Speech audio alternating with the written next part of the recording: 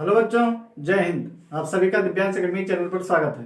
आज हम new topic लेके आए हैं, पृष्ठीय क्षेत्रफल और आयतन, सरफेस एरिया एंड वॉल्यूम।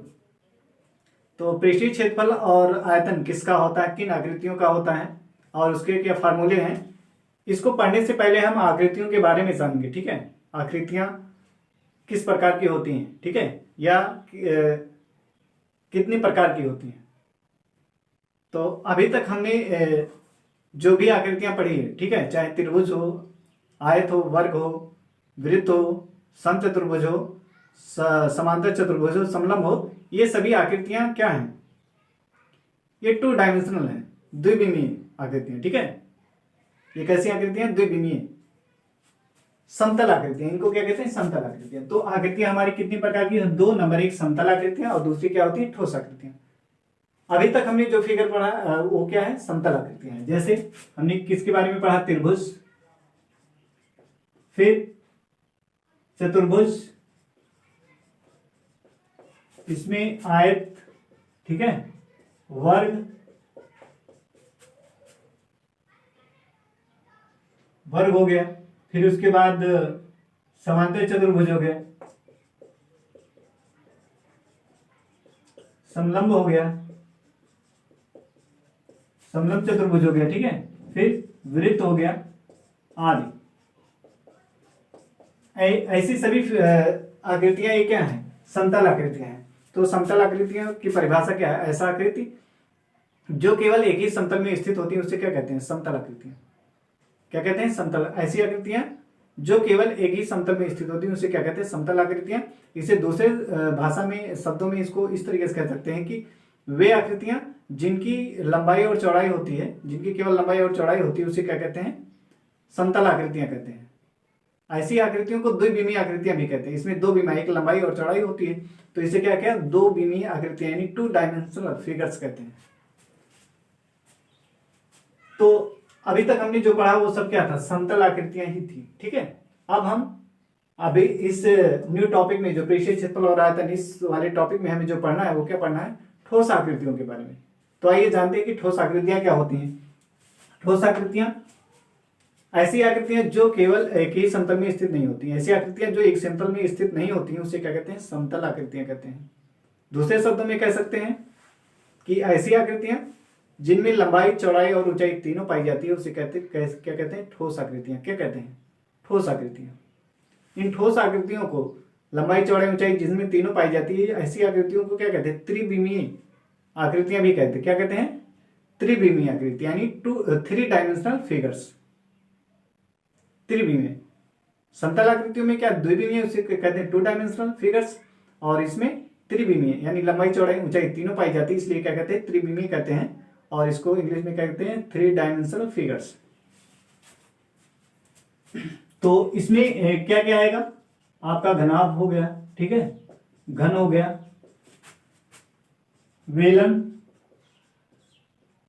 शंकु, गोला, ठीक है, घनाभ, घन, बेलन, शंकु, गोला, इन सभी आकृतियों के बारे में हमें पढ़ना है। उसके फार्मूले जानेंगे, फार्मूले क्या होते हैं, और क्वेश्चन इस पे आधारित क्वेश्चन सॉल्व किया जाएगा। और जैसे आप घरों में देखते होंगे संदूक, संदूक भी क्या है, ठोस आकृतियां। इसमें भी क्या लंबाई, चौड़ाई, ऊंचाई होती है, आपके घरों में होगा। अलमारी जैसे हो गई, ठीक है। फिर जैसे फुटबॉल हो गया, फुटबॉल भी क्या होगा, समतल आकृतियां। जैसे जोगट की टोपी है, वो भी क्या है, सम के आकार का होता है, उसको भी क्या कहेंगे, ठोस आकृतियों में आएगा। या फिर जैसे हो गया माचिस, घर में आप देखे होंगे माचिस, वो भी क्या है, ठोस आकृतियों में आता है, ठीक है, उसमें भी लंबाई, चौड़ाई, ऊंचाई होती है। क्रिकेट की गेंद, गेंद भी आप देखे होंगे, क्रिकेट की गेंद, क्रिकेट की गेंद, ये भी क्या है, ठोस आकृतियां हैं, ठीक है, आदि। इन सभी में क्या लंबाई, चौड़ाई, ऊंचाई तीनों पाई जाती हैं ऐसी आकृतियों में। तो ये सब क्या कहलाती है, ठोस आकृतियां कहलाती हैं। जैसे ईंट हो गया, ईंट भी क्या है आपका, ठोस आकृति में आता है। किसमें आता है, ठोस आकृति में, ईंट। तो ये हो गया समतल आकृतियां और ये हो गया ठोस आकृतियां। अब ठोस आकृतियों में हमारा सबसे पहला आकृति क्या है, घनाभ, ठीक है। तो इन ठोस आकृतियों, पहले हम ठोस आकृतियों के बारे में पढ़ने से पहले हमें कुछ पॉइंट, जैसे हो गया ठोस के फलक, ठोस का पृष्ठ, ठोस का संपूर्ण पृष्ठीय क्षेत्रफल, ठोस का आयतन, ये क्या होता है, क्योंकि ठोस आकृतियों के बारे में पढ़ने जा रहे हैं तो इन सब पॉइंट को पता होना चाहिए। फलक क्या होते हैं ठोस के, पृष्ठ क्या होता है, संपूर्ण पृष्ठीय क्षेत्रफल क्या होता है, आयतन क्या होता है। जब तक इसको नहीं जानेंगे तो आप वो वहां कैसे करेंगे, ठीक है। तो इनको आइए जान लेते हैं। पहले क्या है ठोस के फलक। कोई भी ठोस है तो उसमें क्या होते हैं, फलक लगे होते हैं, ठीक है। जैसे ईंट है, उसमें क्या है, आयताकार फलक लगा हुआ है। उसमें क्या है, आयताकार देखेंगे सामने से, साइड से या किनारे पे देखेंगे तो क्या वो क्या होता है, इसमें फलक लगे होते हैं। क्या लगे होते हैं, फलक। तो कोई भी ठोस है वो क्या होता है, समतलों या वक्रतलों से, समतल या वक्रतलों से क्या होता है, घिरा होता है। जैसे आपका बेलन हो गया, ठीक।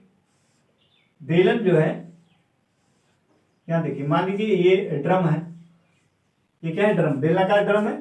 तो ये देखिए यहाँ पे वक्रतल है और सामने जो है कि वो क्या समतल टाइप का है, ठीक है। क्या है, समतल टाइप में। तो इसमें वक्रतल समतल दोनों है। ये जैसे है, इसमें भी वक्रतल देखिए लगा हुआ है। या फिर घनाभ हो गया, क्या हो गया, घनाभ। घनाभ में क्या होता है, समतल आकृतियां लगे, उसमें समतल फलक लगे होते हैं। तो इन सभी को क्या कहते हैं, फलक बोलते हैं। क्या बोलते हैं, फलक। तो इसकी परिभाषा क्या हो गई, प्रत्येक ठोसों को घेरने वाले तलों को क्या कहते हैं, लिख देंगे। ठोसों को घेरने वाले तलों को, ठोसों को, ठोस को घेरने वाले तलों को फलक कहते हैं। क्या कहते हैं, फलक। ठोस को घेरने वाले तलों को क्या कहते हैं, फलक कहते हैं, ठीक है। कोई भी ठोस होगा उसमें क्या होंगे, तल से घिरा होता है, तो उन्हीं तलों को क्या कहते हैं, फलक कहते हैं। ठोस का सॉरी, ये इसमें चाहिए था, ठोस के फलक। ठोस को घेरने वाले तलों को फलक कहते हैं, फलक कहते हैं। ये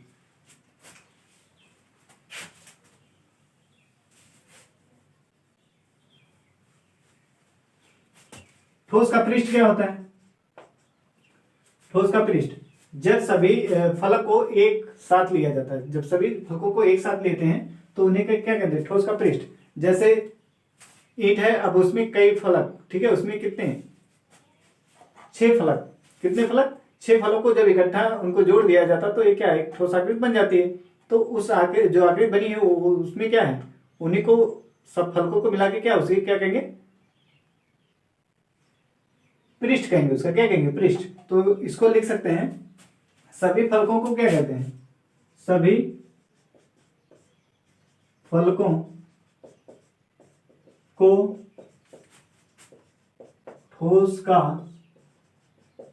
पृष्ठ कहते हैं। सभी फलकों को ठोस का क्या कहते हैं, पृष्ठ कहते हैं। अब यही जान लीजिए, घनाभ है, ये घनाभ है, तो इसके फलक जो इधर इधर इधर, इस साइड में यहाँ ऊपर लगा हुआ है, इन्हीं सबको मिला के अब ये क्या बन गया, एक पृष्ठ नहीं बन गया। तो इसी को क्या कहेंगे, पृष्ठ कहेंगे, ठीक है। तो वही कह रहा है, सभी फलकों को क्या कहते हैं, ठोस का पृष्ठ कहते हैं। ठोस का संपूर्ण पृष्ठीय क्षेत्रफल क्या होता है, कोई भी ठोस है उसमें क्या लगे हैं, फलक लगे हैं, तो फलक का क्या होगा, क्षेत्रफल भी होगा। तो सभी फलकों के क्षेत्रफल को अगर हम जोड़ दें, सभी फलकों को क्षेत्रफल निकाल के अगर उसको जोड़ दें तो उस ठोस का वो क्या कहलाएगा, संपूर्ण पृष्ठीय क्षेत्रफल। तो संपूर्ण पृष्ठीय क्षेत्रफल क्या होगा, इसको लिखेंगे, ठोस का संपूर्ण पृष्ठ बराबर ठोस का संपूर्ण पृष्ठ बराबर क्या हो जाएगा, सभी फलकों, ठोस का संपूर्ण पृष्ठ बराबर ठोस के फलकों, ठोस के फलकों के क्षेत्रफलों का योग, ठीक। ठोस का संपूर्ण पृष्ठ क्या होगा, ठोस के फलकों के क्षेत्रफल, सभी फलकों के, ठोस के सभी फलकों के क्षेत्रफलों का योग। संपूर्ण पृष्ठीय क्षेत्रफल को, संपूर्ण पृष्ठीय क्षेत्रफल को वर्ग इकाइयों में मापा जाता है। किसमें मापा जाता है? वर्ग इकाइयों में। जैसे यदि ठोस की भुजाएं क्या सेंटीमीटर में दी हैं तो क्या लिखते हैं? उसका जब पृष्ठीय क्षेत्रफल निकालेंगे तो मात्रक उसका क्या लिखते हैं? वर्ग सेंटीमीटर। अगर मीटर में दिया हो तो क्या लिखते हैं? वर्ग मीटर। तो वही कह रहा है कि पृष्ठीय क्षेत्रफल को किसमें व्यक्त करते हैं? वर्ग इकाइयों में मापा जाता है। ठोस का आयतन क्या होता है? कोई भी ठोस होगा तो उसमें क्या, उसके निश्चित आकृति के साथ साथ उसमें क्या स्थूलता पाई जाती है, ठीक है, जिसकी वजह से वो क्या करते हैं, अगर उसको आकाश में या स्पेस में रखा जाता है तो वो क्या करता है? स्थान घेरता है। तो जो स्थान घेरता है उसी स्थान के माप को ही क्या कहते हैं? आयतन कहते हैं। क्या कहते हैं? आयतन। तो यहाँ पे लिख सकते हैं ठोस आकृति द्वारा ठोस आकृति द्वारा आकाश यानी स्पेस में घेरे गए स्थान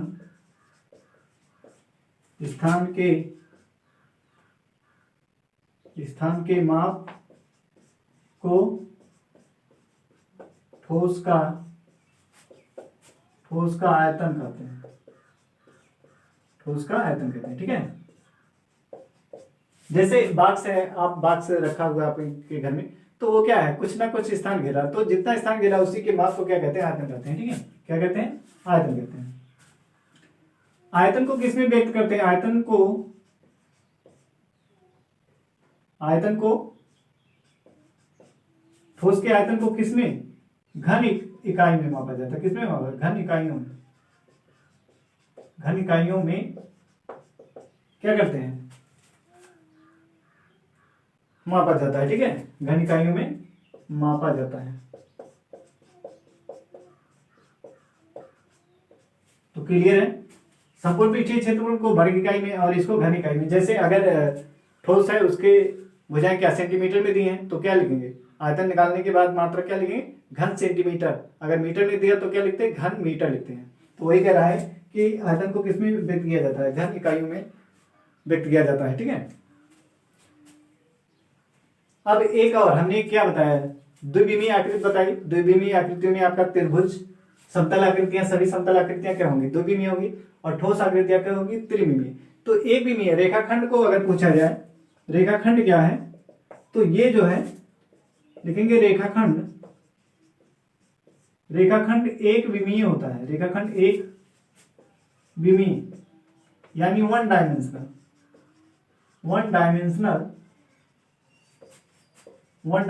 होता है। क्योंकि इसमें केवल लंबाई होती है। क्या होती है? इसमें केवल लंबाई होती है, ठीक है। रेखाखंड एक विमीय क्या होता है? क्योंकि इसमें सिर्फ लंबाई होती है, इसीलिए क्या होता है? एक विमीय होता है। रेखाखंड को क्या कहेंगे? एक विमीय। अब हमारा पहला आकृति जिसको पढ़ना है वो है घनाभ। सबसे पहले हम घनाभ के बारे में जानेंगे।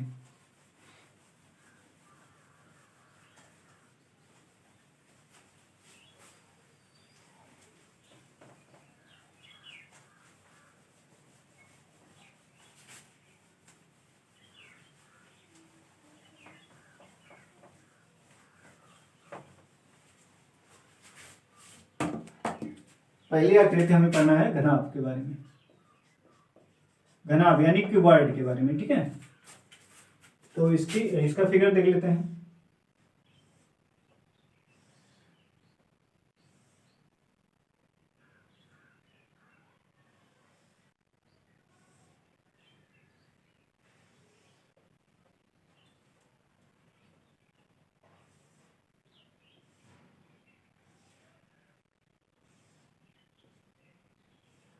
ये बन गया घनाभ, ठीक है।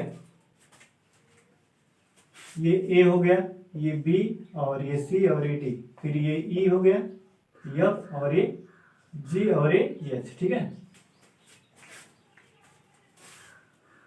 अब यहां से ये जो ये है ये क्या है, लंबाई एल है, इसको लंबाई, और ये यहां से यहां तक ये जो है ये क्या है, बी चौड़ाई, और ये जो है यहां से यहां तक ये जो है ये क्या है, ऊंचाई एच, ठीक है, हाइट ऊंचाई। तो अब घनाभ में सबसे पहला पॉइंट इसमें आएगा फलक। पहला पॉइंट क्या है, फलक। फलक दूसरा है पृष्ठ शीर्ष, शीर्ष शीर्ष, दूसरा पॉइंट क्या है, शीर्ष। फलक हो गया, शीर्ष हो गया, और तीसरा कोर, तीसरा कोर, या इसी को क्या कहेंगे, किनारा, कोर या किनारा। तो अब आपको बताना है कि घनाभ में फलक कितने होते हैं, ठीक है। ये देखिए, ये घनाभ के आकार का है, ठीक है, ये क्या है, घनाभ के आकार का है। तो इसको ध्यान से देखिए, इसमें जो है ये सामने रेड दिख रहा है और इधर व्हाइट में, तो एक ये फलक है, और इसके जस्ट पीछे देखेंगे इधर भी क्या रेड है, देखिए रेड है, और ये जो व्हाइट दिख रहा है इसके पीछे देखेंगे तो व्हाइट है, तो रेड और इसके पीछे रेड, फिर ये व्हाइट और इधर भी व्हाइट। तो ये कितने फलक हो गए, एक और एक इसके पीछे दो, और ये वाला तीन, इधर चार, फिर ये नीचे और फिर ये ऊपर, तो कितने हो गए, दो दो चार हुआ था, एक पांच और एक छह, कितने फलक हो गए, छह। यानी घनाभ में कितने फलक होते हैं, घनाभ में कितने फलक होते हैं, छह फलक होते हैं। कितने, घनाभ में फलकों की संख्या कितनी होती है, छह। शीर्ष, शीर्ष देख रहे हैं सामने, एक दो तीन चार पांच छह सात आठ, कितने शीर्ष, आठ शीर्ष, तो आठ शीर्ष हो गया। कोर, किनारा कितना है, किनारा आप इसमें देखिए, किनारे कितने, एक ये है, इसके यहां बगल में एक इधर एक इधर, दो हो गया किनारा, ठीक है, कोर। तो दो इसके पीछे भी, दो दो चार हो गया, फिर ये पांच, ये वाला छह, ये सात, ये आठ, और इधर नौ, और ये वाला 10, ये 11 और ये 12, ठीक। तो चार ऊपर, चार ऊपर है, चार नीचे है, और दो इधर और दो इधर, तो कितना हो गया, 12। कितना हो गया, 12। तो कोर यानी किनारे कितने होते हैं, 12। तो आपको अगर कोई पूछता है तो आपको याद रखना है क्या है, घनाभ में कितने फलक होते हैं, 6, शीर्ष कितने होते हैं, 8, कोर, किनारा कितना होता है, 12 होता है। आप फार्मूला देखेंगे, ठीक है, फार्मूले के बारे में बात कर रहे हैं। सूत्र, पहला फार्मूला इसका,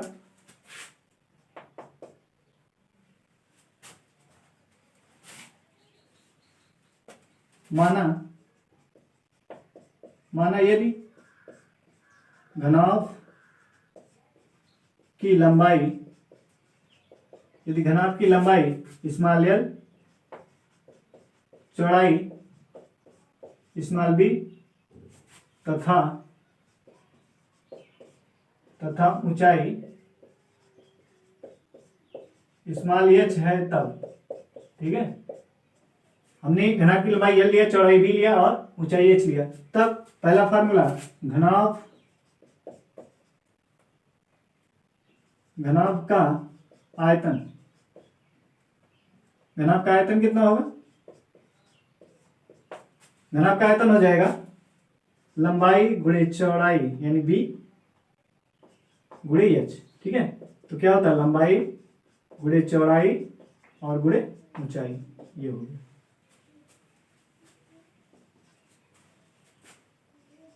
घनाभ का संपूर्ण पृष्ठीय क्षेत्रफल, संपूर्ण पृष्ठीय क्षेत्रफल क्या होगा, अब इसमें देख रहे हैं, ठीक है। ये देखिए, एक तो ये बी सी डी, ये इसके पीछे वाला, और ये जो सामने दिख रहा है, देखिए एक सामने ये ई एफ जी एच, एक ये और इसके पीछे वाला ए बी सी डी, तो एक कितने, दो फलक हो गए, ठीक है, दो फलक हो गए। तो इस ये आयताकार है ना, तो इसके पीछे भी आयताकार है, तो इसका लंबाई गुणे आयत का क्षेत्रफल क्या होता है, लंबाई गुणे चौड़ाई, तो लंबाई गुणे चौड़ाई इसका और लंबाई गुणे चौड़ाई इसका, तो कितना हो गया, यह समझ लीजिए, मान लीजिए कमरा है, क्या है, कमरा। तो कमरे में फर्श होता है, नीचे। अब मान लीजिए कमरा आपका क्या है, आयताकार घनाभ के आकार का है, यानी लंबाई अलग है, चौड़ाई अलग है, ऊंचाई अलग है, तीनों अलग अलग है। तो घनाभ के आकार का है कमरा, उसमें आपका तीनों लंबाई चौड़ाई तीनों होती है। फर्श देखेंगे, नीचे फर्श जो बनी है वहां पे लंबाई और नीचे चौड़ाई देखने को मिलेगा। और दीवार, जो दीवारें दो दीवार जाके आके जहाँ पे मिलती हैं, ठीक है, दो दीवारें आके जहाँ पे मिलती हैं वो क्या, उसकी ऊंचाई कहलाएगा। वो क्या कहलाएगा, उसकी ऊंचाई। तो लंबाई चौड़ाई ऊंचाई, यानी कमरा क्या होता है, घनाभ के आकार का होता है। घन के आकार भी होगा, अगर लंबाई चौड़ाई ऊंचाई तीनों यदि बराबर हो जाए तो क्या हो जाएगा, घन के आकार का हो जाएगा। तो मान लेते हैं घनाभ के आकार का है, ठीक है, क्योंकि हम घनाभ के बारे में पढ़ रहे हैं। तो घनाभ के आकार का है, तो फर्श जो है उसमें क्या, लंबाई चौड़ाई, लंबाई गुणे चौड़ाई, उसका क्षेत्रफल निकालेंगे तो क्या, लंबाई गुणे चौड़ाई। अगर छत का निकालते हैं, छत भी क्या होगा, जितना फर्श है उतना छत भी होगा उस रूम में, तो उसकी लंबाई गुणे चौड़ाई उसमें भी होगा छत में। तो उसका और इसका दोनों का यल गुणे बी, यल गुणे बी, यानी कितना हो जाएगा, 2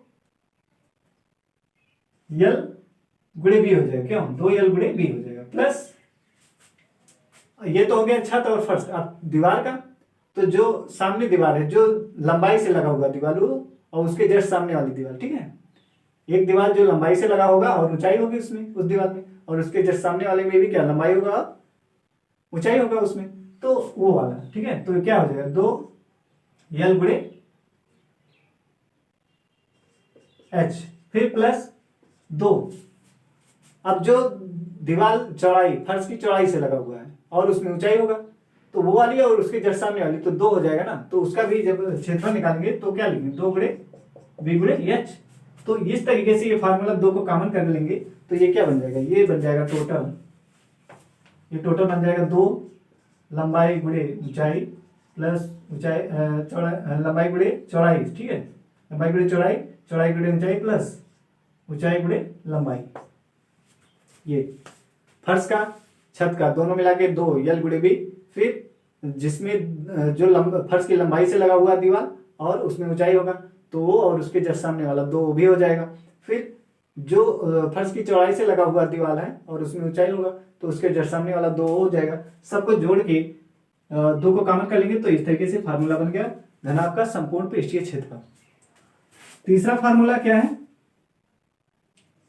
घनाभ का पार्श्व पृष्ठीय क्षेत्रफल। पार्श्व पृष्ठीय क्षेत्रफल, पार्श्व पृष्ठीय क्षेत्रफल क्या होगा,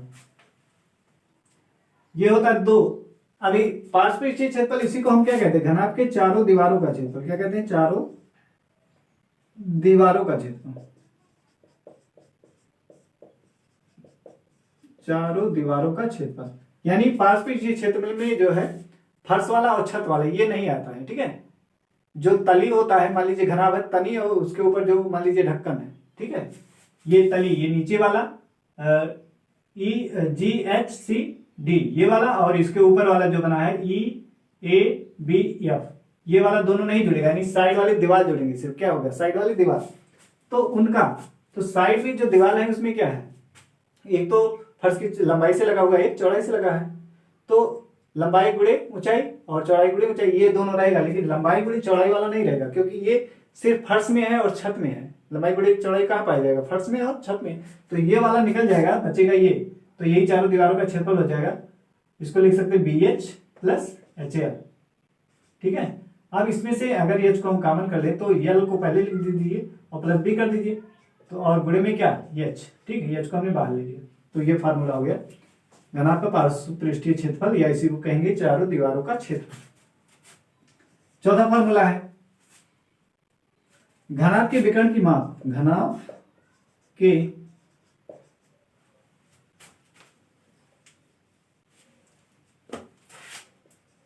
घनाभ के विकर्ण, घनाभ के विकर्ण की माप। घनाभ के विकर्ण की माप क्या होगी, √L² plus B² plus CH² plus CH², ठीक है। लंबाई जो है, ठीक, लंबाई, चौड़ाई और ऊंचाई तीनों को हम क्या कर लेंगे, स्क्वायर करके उसको जोड़ लेंगे और उसका वर्गमूल ज्ञात कर लेंगे, तो वही हमें क्या मिल जाएगा, घनाभ के विकर्ण की माप। पांचवा पॉइंट क्या है, घनाभ का परिमाप। घनाभ का परिमाप क्या होगा? घनाभ का परिमाप होता है 4 लंबाई धन चौड़ाई गुणे ऊंचाई। ठीक है, यहाँ पे लंबाई चौड़ाई, आयतन में क्या लंबाई गुणे चौड़ाई गुणे ऊंचाई, लेकिन जब परिमाप निकालेंगे तो लंबाई धन चौड़ाई धन ऊंचाई और 4 से गुणा कर देंगे तो हमें क्या मिल जाएगा? घनाभ का परिमाप। तो ये हमने घनाभ के बारे में डिस्कस किया और फिर इसके फार्मूले के बारे में, इसका फार्मूला हो गया। अब घन, दूसरा फिगर हमारा क्या है? घन।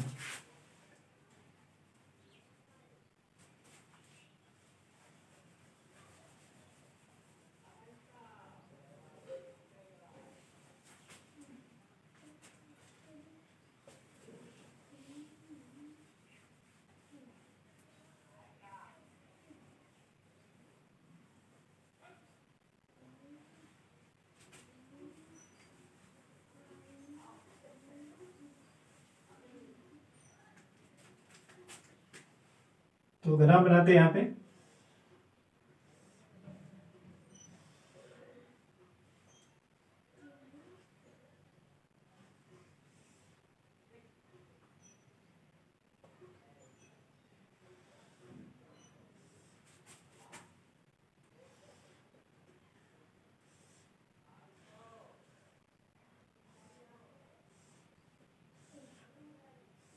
ये हमारा घनाभ है। घनाभ में क्या होता है? सभी भुजाएं क्या होती है? बराबर होती है। घनाभ में जो है ए बी ए सब भुजाएं क्या होती हैं? बराबर होती हैं। यहाँ पे इसका शीर्ष ए बी सी डी और फिर हो गया ई एफ जी और ए एच। घनाभ जो था हमारा, घनाभ जो उसमें आयताकार फलक लगे होते हैं। कैसे फलक लगे होते हैं? आयताकार। लेकिन जो घन होता है उसमें क्या होते हैं? घन भी एक क्या है? घनाभ ही है, लेकिन उसमें सभी भुजाएं क्या होती? बराबर होती हैं। ठीक है, घनाभ में आयताकार फलक ऐसा वाहकृत जिसमें आयताकार फलकों द्वारा घिरी आकृति को क्या कहते हैं? घनाभ कहते हैं। घन किसे कहते हैं? घन घनाभ, ऐसा घनाभ जिसमें सभी भुजाएं क्या हो? बराबर हो, उसे क्या कहते हैं? घन। ऐसा घनाभ जिसमें सभी भुजाएं क्या हो? बराबर, यानी लंबाई चौड़ाई ऊंचाई तीनों यदि बराबर हैं तो उसको क्या कहेंगे? घन कहेंगे। ठीक है, अब जब घन भी क्या है? घनाभ भी है। ऐसा घनाभ है जिसमें लंबाई चौड़ाई ऊंचाई तीनों बराबर हैं, तो इसमें भी क्या होगा? जाहिर सी बात है 6 फलक होंगे, 8 शीर्ष होगा और कोर भी कितने होंगे? 12। जब ये घनाभ ही है, घन भी एक घनाभ की ही तरीके से, सिर्फ इसमें लंबाई चौड़ाई ऊंचाई तीनों क्या बराबर हैं, तो 6 फलक उसमें भी होंगे, 8 शीर्ष होगा और किनारे भी कितने होंगे? 12। तो अब हम फार्मूले पे चर्चा करते हैं। ठीक है, तो यहाँ पे लिख लेंगे माना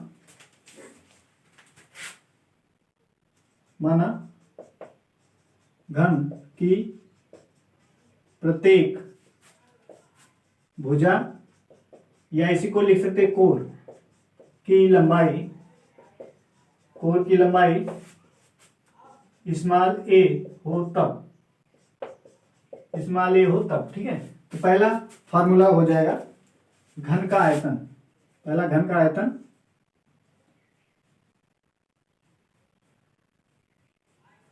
तो घन का आयतन क्या होगा? हमने घनाभ में क्या बताया था? घनाभ में बताया था आयतन यल गुणे बी गुणे एच। तो इसमें क्या है? यल बराबर बी बराबर एच, यानी लंबाई चौड़ाई ऊंचाई क्या है? आपस में बराबर है, जिसको हमने ए माना है। तो यहाँ पे ए गुणे ए तो कितना हो जाएगा? ए की घात 3, तीनों ए है तो घातें क्या हो जाएगी? जुड़ जाएंगी। ए की घात 3 कितना, इसका फार्मूला क्या हो जाएगा? इसको लिख सकते हैं भुजा की घात 3। क्या लिख सकते हैं? भुजा की घात 3। ये इसका क्या हो गया? आयतन। क्लियर हुआ? घनाभ में अलग अलग लंबाई चौड़ाई ऊंचाई थी और इसमें घन में तीनों बराबर हैं, तो ये एक क्यूब हो जाएगा। तो घनाभ के फार्मूले से हमने क्या निकाल लिया? घन का आयतन। घन का संपूर्ण पृष्ठीय क्षेत्रफल। इसमें हमने क्या बताया था? घन में बताया था लंबाई गुणे चौड़ाई और फिर चौड़ाई गुणे ऊंचाई और फिर ऊंचाई गुणे लंबाई। अब इसमें देख रहे हैं कि लंबाई चौड़ाई ऊंचाई तीनों क्या बराबर है, तो ए गुणे ए प्लस ए गुणे ए प्लस ए गुणे ए। क्योंकि लंबाई चौड़ाई ऊंचाई तीनों बराबर है तो सबके स्थान पे क्या ए आ जाएगा। तो यहाँ क्या होगा? ए स्क्वायर प्लस ए स्क्वायर प्लस ए स्क्वायर। तो 2 गुणे ए स्क्वायर जोड़ेंगे कितना? 3 ए स्क्वायर। तो 2 3 6 ए स्क्वायर कितना आ जाएगा? 6 ए स्क्वायर। तो घन का संपूर्ण पृष्ठीय क्षेत्रफल कितना हो जाएगा, 6 स्क्वायर हो जाएगा। यानी इसको लिख सकते हैं 6 गुणे भुजा का स्क्वायर। यानी घन की भुजा का क्या स्क्वायर कर देंगे और उसको 6 से गुणा कर देंगे तो क्या आ जाएगा, घन का संपूर्ण पृष्ठीय क्षेत्रफल। इसी को क्या कहते हैं, हाँ ये हो गया। अब फिर घन का पार्श्व पृष्ठीय क्षेत्रफल, घन का पार्श्व पृष्ठीय क्षेत्रफल। तो पार्श्व पृष्ठीय क्षेत्रफल में हमने घनाभ का क्या बताया था, वहां पे हमने लिखा था 2 गुणे चारों दीवारों। पार्श्व पृष्ठीय क्षेत्रफल में हमने कहा था कि छत और फर्श का नहीं आता है, यानी तली का और ऊपर जो ढक्कन लगा होगा उसका नहीं आएगा, बाकी साइड के दीवार आएंगे। तो चारों दीवारों का क्षेत्रफल, तो हमने उसमें बताया था कि लंबाई गुणे ऊंचाई प्लस चौड़ाई गुणे ऊंचाई। तो घनाभ में ये सब क्या है, लंबाई चौड़ाई ऊंचाई तीनों बराबर आपस में, तो ए गुणे ए हो जाएगा और प्लस यहाँ पर भी ए गुणे ए हो जाएगा। तो 2 गुणे ए स्क्वायर प्लस ए स्क्वायर, तो इसको जोड़ेंगे तो कितना हो जाएगा, 2a स्क्वायर हो जाएगा। कितना, 2a स्क्वायर गुणा करेंगे 4a स्क्वायर, कितना हो जाएगा, 2 दूनी 4a स्क्वायर। तो पार्श्व पृष्ठीय क्षेत्रफल या चारों दीवारों का क्षेत्रफल कितना हो जाएगा, 4a स्क्वायर। इसको लिख सकते हैं 4 गुणे भुजा का स्क्वायर। ये फार्मूला हो गया इसका। नेक्स्ट है घन के विकर्ण की माप। तो घनाभ में हमने क्या बताया था, घनाभ के विकर्ण की माप हमने बताया था कि लंबाई का स्क्वायर, चौड़ाई का स्क्वायर और ऊंचाई का स्क्वायर, स्क्वायर करके जोड़ देंगे और उसका वर्गमूल निकालेंगे। इसका क्या निकालेंगे, वर्गमूल। तो हमें क्या मिल जाएगा इसका,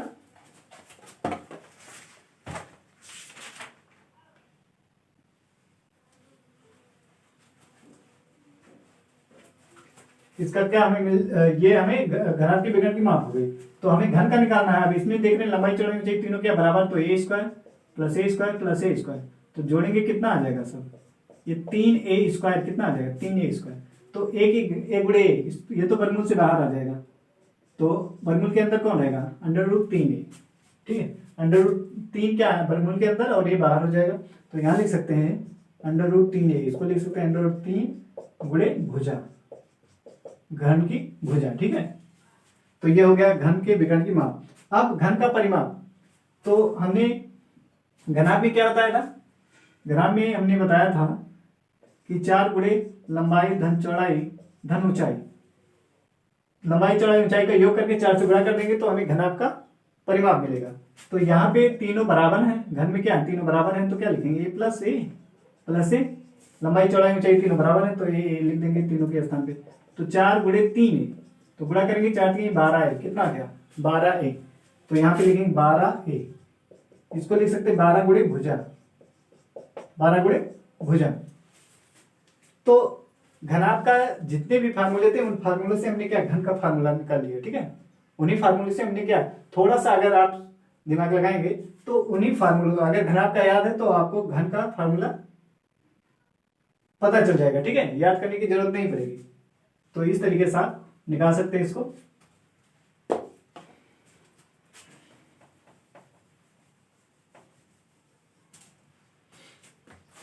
तो इस वीडियो में हमने सबसे पहले आकृतियों के बारे में चर्चा किया कि आकृतियां 2 प्रकार की होती है, एक समतल आकृतियां, एक ठोस आकृतियां। समतल आकृतियां क्या होती है, जिनमें 2 विमा होती है, यानी लंबाई चौड़ाई होती है, उसको समतल आकृतियां कहते हैं। ठोस आकृतियों में हमने क्या बताया कि वे आकृतियां जिनमें लंबाई चौड़ाई ऊंचाई तीनों होती है, यानी त्रिविमीय आकृतियों को क्या कहते हैं, ठोस आकृतियां। फिर हमने उसमें दिखाया आपको ठोस में घनाभ को हमने सबसे पहले लिया, फिर उसमें दिखाया कि कितने फलक होते हैं, कोर कितने होते हैं और शीर्ष कितने होते हैं।